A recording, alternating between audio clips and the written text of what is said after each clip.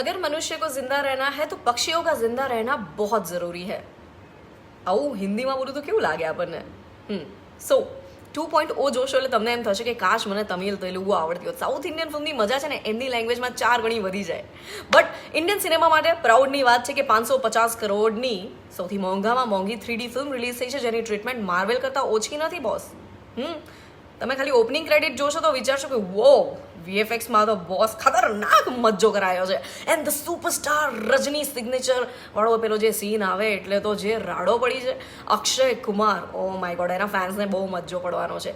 કહેવાય negative role, પણ એક રીતે પોઝિટિવ. જી હા, પિક્ચરનો મેસેજ સારો. ઘણા બધા લોકોને કદાચ એમાંથી એમ લાગે કે આવી તો વાર્તા હોતી હશે, બટ ભાઈ સાઉથ ઇન્ડિયન ફિલ્મ છે યાર, लॉजिक नहीं सिर्फ मैजिक चलता है इसमें. અને આપણા માટે પ્રાઉડની વાત છે, જે ફિલ્મમાં 1 મિનિટ ઓલમોસ્ટ 3.5 કરોડની હોય એની પાછળ ₹350 બિંદાસ ખર્ચી નખાય. ચિટ્ટી 2.0 રીલોડેડ મને ગમ્યો.